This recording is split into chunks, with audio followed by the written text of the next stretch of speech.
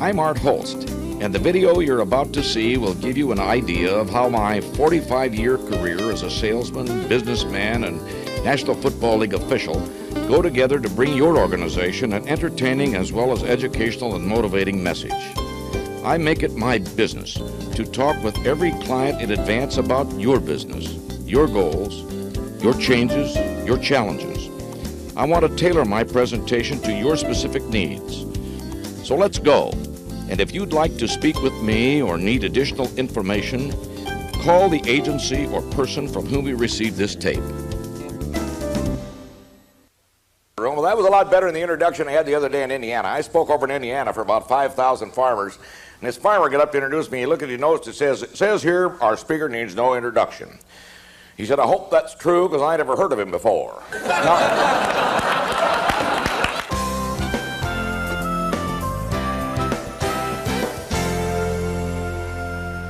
But can he come from the line of scrimmage? I don't think so. That's not good enough. Oakland snapped the ball, I threw the flag, not too high.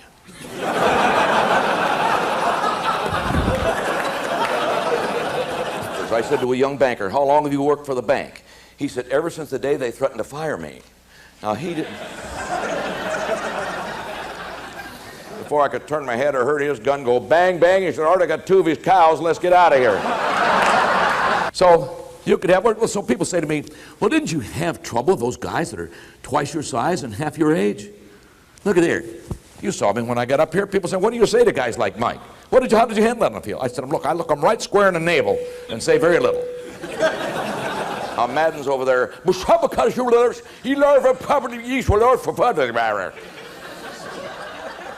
He's selling Ace Hardware.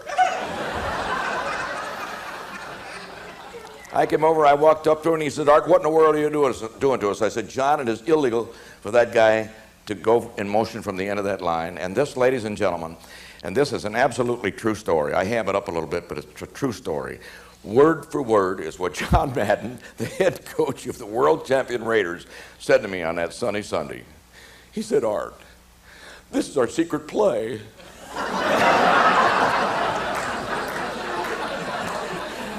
He said it's the only thing we practiced all week. And if you want an easy job, I'll tell you what to do. Coach track. All you got to do is tell them stay to the left and come back as quick as you can.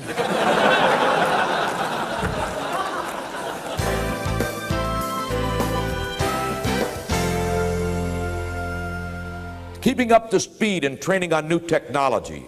All the time, new things happening, hardware, software, communications equipment, all the rest. And being sure, big one, being sure everyone is committed to following the game plan, taking you from good to great. In football, as Mike and I both know, and John played too, one guy can screw up a play. I saw one of the greatest football players of all time, Lombardi called him the greatest of all time that he ever coached. He didn't make a mistake, but he had something happen to him that changed the championship.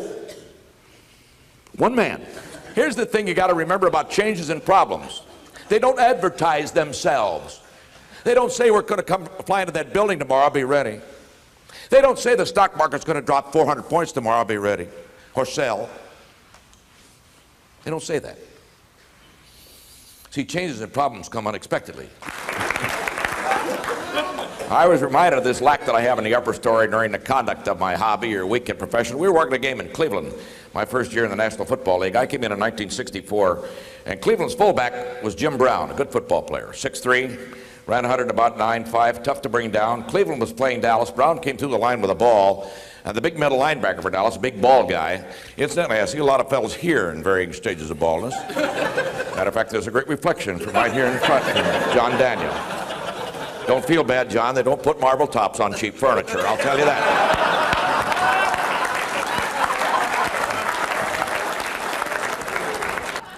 Well, as I say, I don't have too much up here. Brown came through the line with the ball. That big middle linebacker went to tackle him.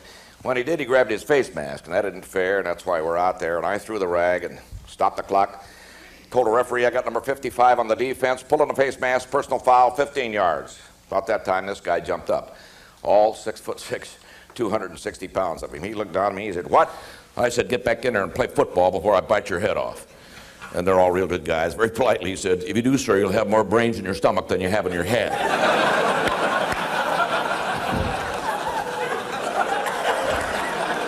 Tell you that. Well, we talked about the first year that I came in the league, and I've been asked last night at the table about the last game that I worked. The last game that I worked was a championship game in 1979 in the freezing rain in Three Rivers Stadium at Pittsburgh, when Pittsburgh beat Houston 34-5 with the ice hanging from the goalposts.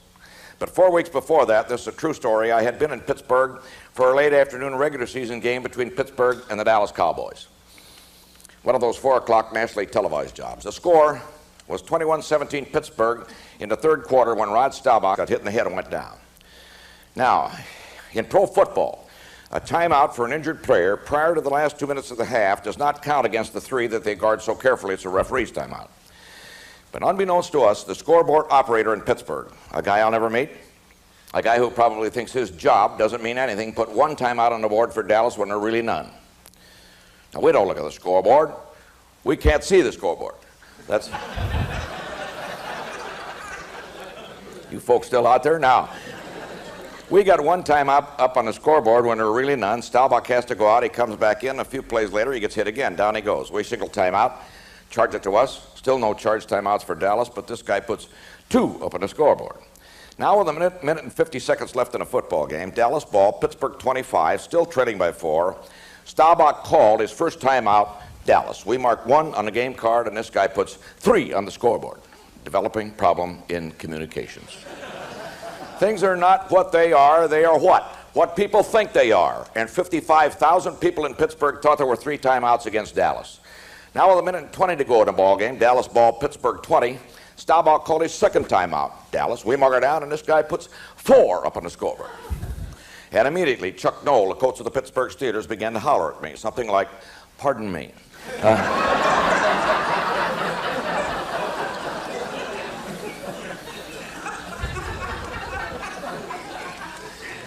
Or words to that effect. And I could not figure out what this great coach was so upset about. I didn't even turn around. Now with 20 seconds left in the game, Dallas ball, Pittsburgh 18, 4th down. Staubach called his third and last timeout. Dallas, we mark her down, and this guy puts 5 up on the scoreboard, and Chuck Noll hollered out, "Turn around and talk to me, you dirty pepper." I turned around and said, "What do you want to talk about, Coach?" And he's standing in that 6-foot wide white stripe area he's not supposed to be in. He said, "I want to talk about how many timeouts you're giving to Dallas." I said, "We're giving them 3, Coach, and you get back out of the white." He said, "You've already given them 5, and he took 2 great big steps across the white, out onto the field, right in front of my nose on national television. I said, "No, Coach, we've given them 3, but I'm going to give you 15 yards, and I threw the flag in the air. Oh, was that popular in Pittsburgh? They were going to name me Steel Queen. Now, Bob Frederick, our referee, had been over to tell Landry he just used his last time out. He turned around just in time to see my rag hit the ground, and 55,000 people start to boo me. Bob ran all the way across the field, ran up to me and said, "Artie, what have you done?" I said, "I have just ducked the Pittsburgh coach half the distance to the goal. Put that ball on the 9 and give Dallas a first down." He said, "Yes, and I have to walk it off." I said, "That's the penalty of leadership. Walk." And then the greatest thing that happened to me in a 15-year career in professional football happened on the next play. Staubach went back to pass, hit Drew Pearson in the end zone right in the numbers, and he dropped it. If he hadn't dropped that ball, I wouldn't be here today. I'd be pushing up marble in some cemetery. Now, 4 weeks later, just 4 weeks later, the National Football League sent me back to Pittsburgh to work that championship game with Houston. Nobody decides who's going to work where in this league except that league office at 280 Park Avenue in New York. And the officials are rated every week 4 times. They're rated by a guy in the press box. That's what I do now, off the films of New York and by both coaches. At the end of the year, they add up those ratings, and if you are rated number 1 in your position, you work the Super Bowl and wear one of these rings that I proudly wear. And if you're rated 2nd or 3rd, you work the championship game and so on down the line, because you see, we in the National Football League, like you in St. Paul Medical, focus on success with excellence. So back I go to Pittsburgh to to work that championship game with Houston, and I hadn't been there since they'd stuck Mr. Knoll, the only unsportsmanlike conduct foul he had ever had as the head coach, just 4 weeks before. Another true story. I get to the ballpark about 11 o'clock in the morning, 2 hours before the game, and I had to get this leg tape. So I walk into Knoll's office to get permission to use the training room. Haven't seen him since I stuck him in that Dallas game. Just the two of us. He got up from behind the desk, walked around, smiled, stuck his hand out, and said, "Art, congratulations. I'd worked the Super Bowl the year before when Dallas beat Denver, and I guess I was rated second or third that last season." I said, "Thanks." He said, "What do you want?" I said, "I got to get my leg tape." He said, "Come on, I'll take you over to the training room." It's about a half a block. We walked over there, talked about the weather, families. Never once did that great coach ever mention that call. He was able to take it, put it in a box, learn from it, forget about it. Well, we got to the training room, and if you ladies would like to know what it's like, there's been a lot of interest in that in the past couple of years. They got these flat leather tables with the black leather tops. Linemen and linebackers get taped first, backs and ends get taped last. Some big lineman is laying here getting taped, and 2 or 3 other guys are standing around in their underwear waiting. And Noel said to the trainer, he said, "Get this guy down." He said, "Art's got his pregame duties to do." And he got down, I got up. They start to tape this leg, and Noel started to leave. I said, "Coach, wait a minute." I said, "You're the head coach of a championship team in a championship game, and you take the time, the attention to detail to see that I get my leg taped, and I just want you to know that I appreciate it." He said, "Art, I want to tell you something." He said, "When you're the head man, you got to be a detail man, you got to be an organizer, you got to be a communicator." And then he said, "Art, you got to be a delegator." He said, "By the way, Mean Joe Green wants to talk with you about that call you made in the Dallas game."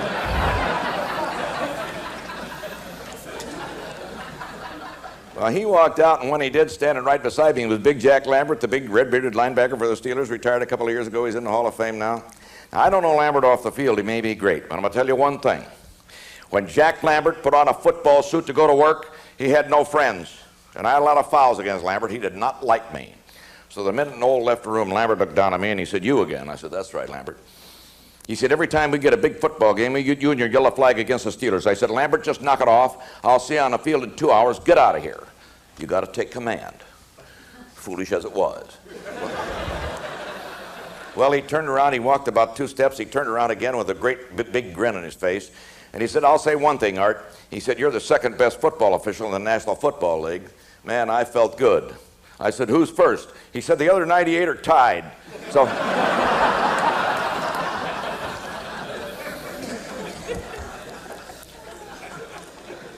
so what I'm saying to you is, if you're in second place, don't get too smug. Everybody else might be tied for first, and that just makes you last. There's only one place to finish in this world, and that's on top, and that's what I'm here to talk with you about. And so I'm going to talk with you about the challenge of excellence, tell you up front that I don't know much of all about your business. Number one, are you up for the challenge of change? The only thing that we can be sure of, other than death and taxes, is it's going to be different tomorrow than it is today. Yet people say to me, "I can't change. I've always done it this way." I talked the other night, Tammy, for a group of young bankers. I said to a young banker, "How long have you worked for the bank?" He said, "Ever since the day they threatened to fire me." Now,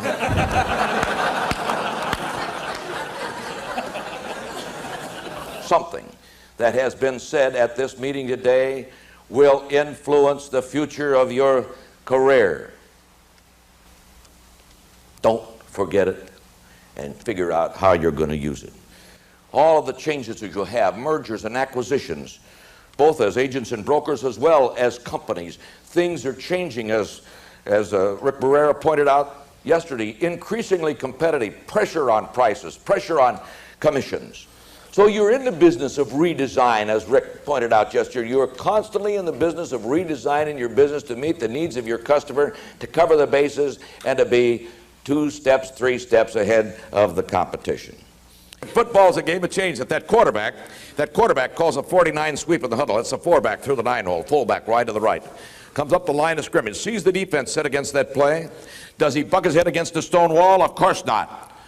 He uses that individual God-given power of choice and calls it audible, an automatic. He changes things at the line of scrimmage based on his own knowledge within the framework of the game plan. He reaches down, tickles the center. That's what they do. That's why they all ought to be centers. It feels so good. He reaches down, tickles the center, and says, 48, blue, VP Excel. I don't know what that means. You better notice that performance project to reduce your expenses and increase revenue. But 10 of their offensive football players, when they hear VPXL, they say it's no longer a 49. That's a square out pass. And that split end, that tight end. He says, I don't block the linebacker, but I got to go down 4 steps, turn to the left, quarterback throws in the ball, he goes for a first down, touchdown. Why? Because he had the ability to change. You can't sink one end of a boat. I told you this stuff was deep. Guy getting it down now. I can't sink one end of a boat. If the people in the back of the boat don't like what the people in front are doing, so I got an idea, let's go up and drill a hole and sink them suckers. I got news for you, all going down.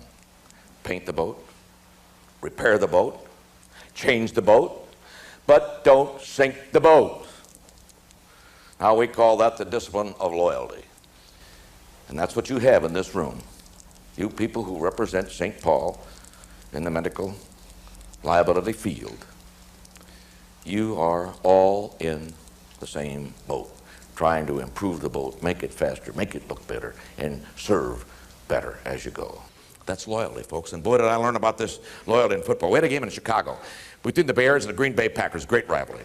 I called a clip against the Bears in the 4th quarter, took the winning touchdown away. Now, clipping, if you don't know, is blocking from the rear. Blocking from the side is not a clip, but the problem is always the gray area from right in here. That was a block right in here, and I called it a clip, took the winning touchdown away.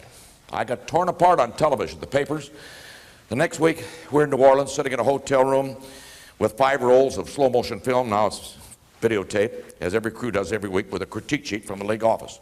And they got a big red question mark by that play, said, check this, we don't think it's a clip. Ran the play 4 times. 4 of the guys wouldn't take a stand, but Tony Viteri, my friend, the head linesman, with whom I differed occasionally, jumped up. He said, Art, you know better than that. There was no clip. Now, I was on a short fuse. I jumped up and I said, Tony, it was a clip.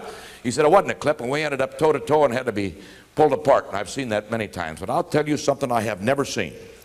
I have never seen one football official show up another one on the field. If that back judge calls some little bump pass interference, and the guy couldn't have caught the ball with a butterfly net, you don't see the field judge come over and say, oh my God, Bobby, how could you call that? He comes over what? Smiling, supportive, nodding his head. They're on the same team, saying, Bobby, dummy. Pick up your flag. He couldn't have caught it with a net. You talk about loyalty, problem solver, you see.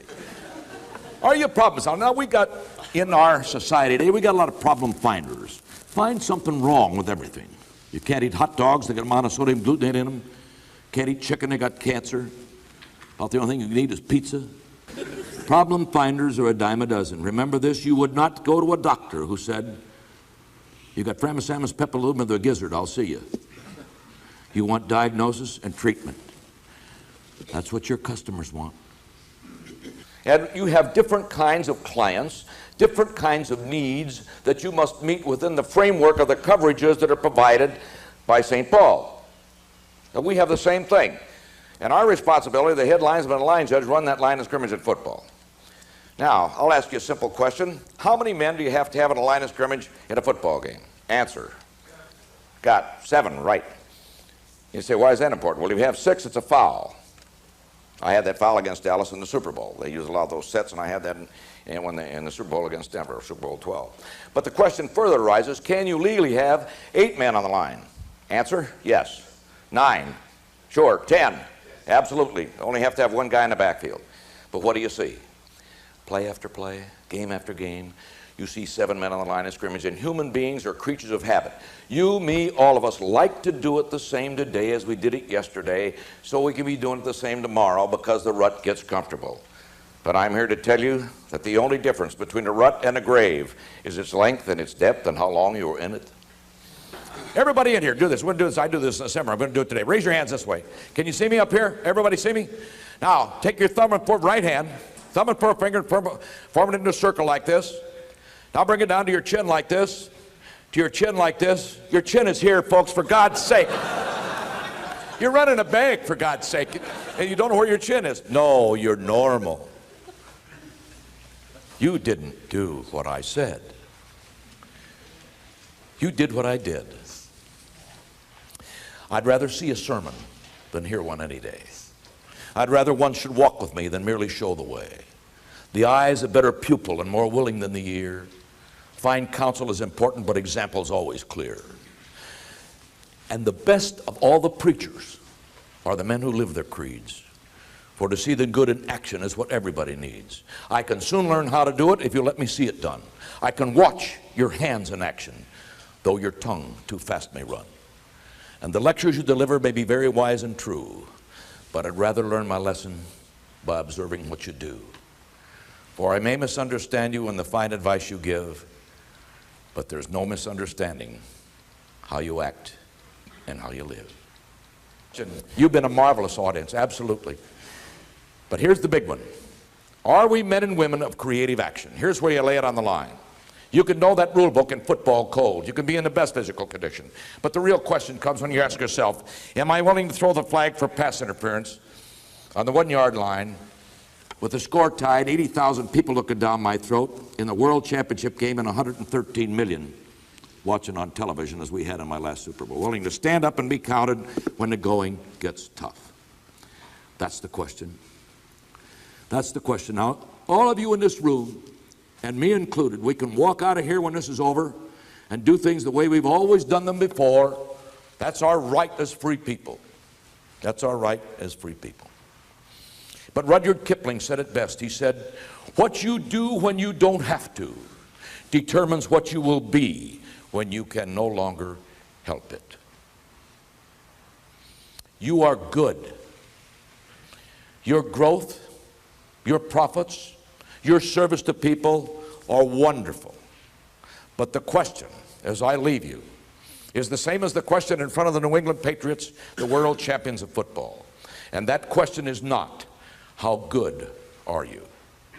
The question is, how good can you be? Because you see, no matter how good you are never, never so good that you can't be better. And you can be excellent if you care more than others think is wise. You risk more than others think is safe. You dream more than others think is practical. But most important of all, you expect more than others think is possible. I represent your customers. You serve us well, but we expect you to be even better. That's it. From good to great. Good luck, God bless you, and good day. Great job.